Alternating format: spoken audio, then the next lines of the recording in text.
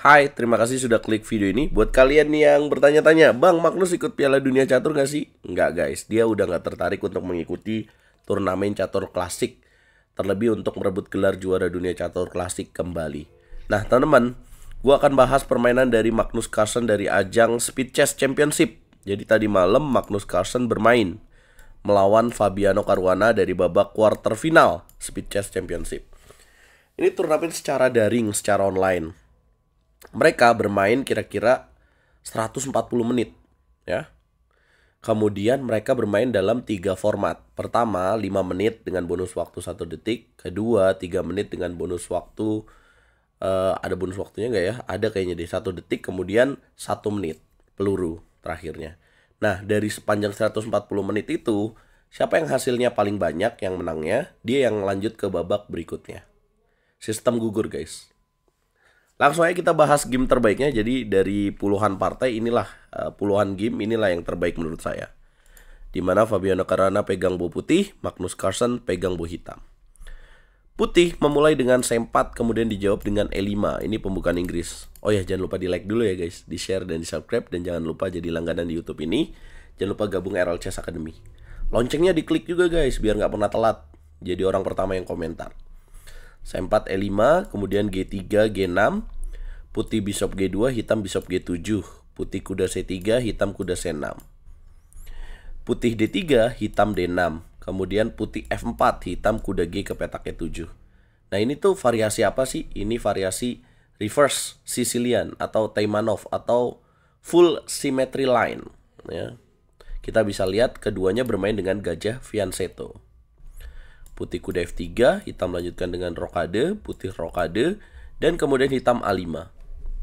Ini salah satu cara terbaik ya kalau teman-teman bertemu dengan pembukaan Inggris. Kalau saya biasanya nggak suka dengan gajah fianchetto, saya biasanya dengan gajah ke petak E7 ya, kemudian gajah ke petak E6. Nah teman-teman boleh kayak gini.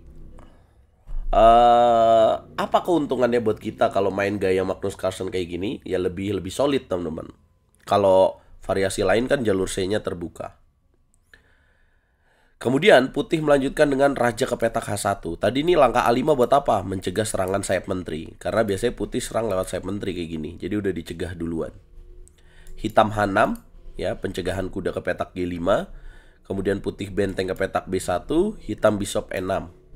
Putih bishop D2, hitam queen D7. Lihat apa setupnya? Dia mau tuker gajah fianchetto-nya. Kan kekuatan putih dari gajah ini nih. Nah kita cara paling gampang untuk bikin pertahanan putihnya sedikit rapuh, yaitu dengan dihilangin. Jadi itu rumusnya. Main catur juga ada rumusnya. Putih queen C1. Ini gerak pasti ada tujuannya. Apa tujuannya? Nih, dia mau tuker pion dapat ini. Nah, jadi kalau Grandmaster main pasti ada tujuannya. Langsung dijaga. Raja ke petak H7, putih M4, hitam kemudian F5. Biasanya gini adu serangannya. Kita bisa lihat setelah 13 langkah ini disebut dengan permainan tengah ya, atau middle game. Putih menguasai petak D5, hitam menguasai petak D4. Siapa yang bakal lebih unggul? Kalau teman-teman jeli, ketika hitam mau masuk petak D5 nanti bisa diusir dengan C6 ya. Nah, tapi kita lihat dulu deh. Kayak bisa dikatakan ini seimbang ya. Kemudian putih melakukan pertukaran pada petak E5. Nah, ini agak aneh ya. Kenapa? Karena dengan pertukaran ini membuka jalur D, yang dimana pion D ini lemah, pion D3-nya. Harusnya ada langkah yang lebih bagus nggak? Ada, yaitu dengan jalan B3.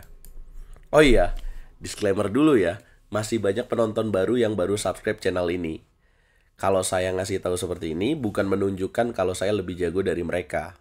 Channel ini adalah channel edukasi catur. Jadi, ya tetap aja mereka yang lebih jago. Tapi kita di sini mencari ilmunya supaya teman-teman tahu dan teman-teman bisa dapetin ilmu dari channel ini. Oke, kemudian F5 makan pion E5 yang seharusnya di sini B3 lebih tepat dengan menunggu terlebih dahulu ya. Kemudian A3 dan B4. Makan pion E5, dimakan balik dan kemudian menaruh kuda D5. Nggak ada lagi. Ya, tujuannya untuk menutup ancaman dari petak D3 dan juga menguatkan posisi kuda. Hitam melakukan pertukaran pada petak E4, dimakan lagi dan gantian menyerang dengan kuda D4. Penempatan perwira pada petak center. Putih ternyata menerima pertukaran, dimakan balik dan putih gajah F4, mengancam pion C7. Apakah Magnus Carlsen takut diancam seperti ini? Tebak jawaban dia apa? Dia menjawab dengan langkah G5. Kalau kita kan mungkin jaga ya. Kalau kita tadi berpikir C6, ada fork, kuda B6. Kalau kita jaga jadi pasif. Yang paling bagus adalah ancam balas ancam. Lah bisa dimakan dong, bisa. Tapi ini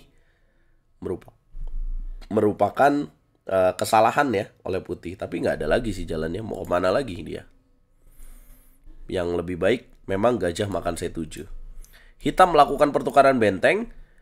Nah, disinilah harusnya makannya pakai bishop ya, walaupun hitam di sini sudah unggul. Pakai bishop lebih baik, tapi putih makannya pakai queen.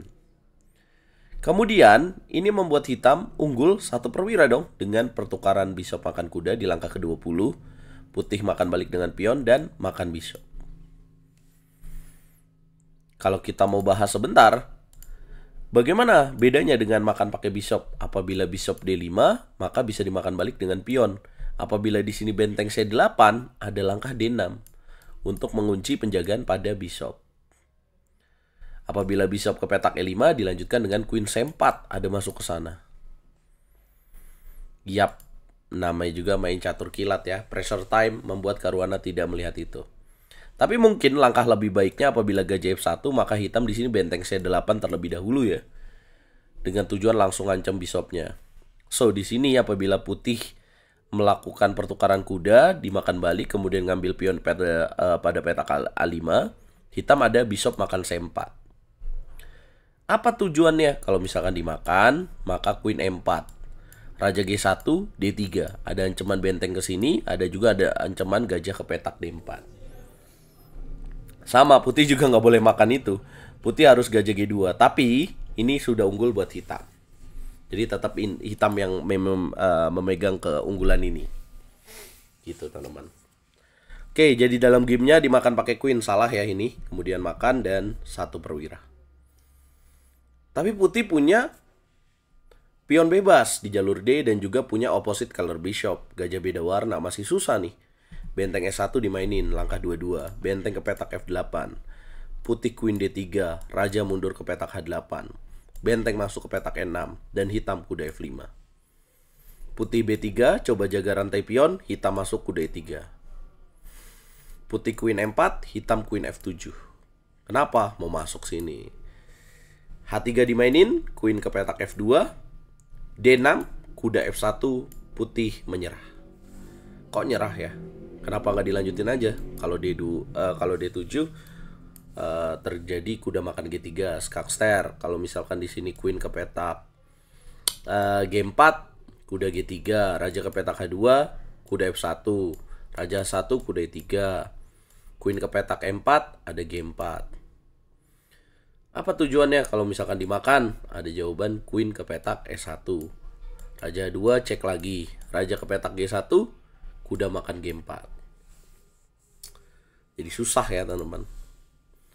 Nah, itulah yang terjadi. Jadi berapa total skornya bang dari game ini? Total skornya adalah 14,5, 7,5. Setengahnya gila. Dan siapa lawan yang akan dihadapi oleh Magnus di babak berikutnya? Magnus sudah menyingkirkan Jose Martinez di round 1. Quarter final menyingkirkan Caruana. Magnus tinggal menunggu Denis Lazovic dan Hans Niemann. Prediksi saya sih Hans Niemann yang lanjut. Prediksi kalian siapa yang akan jadi lawan Magnus guys? Coba komen, jangan lupa like, share, komen, dan subscribe channel ini. Jangan lupa bantu video ini berkembang. Semoga video ini bermanfaat.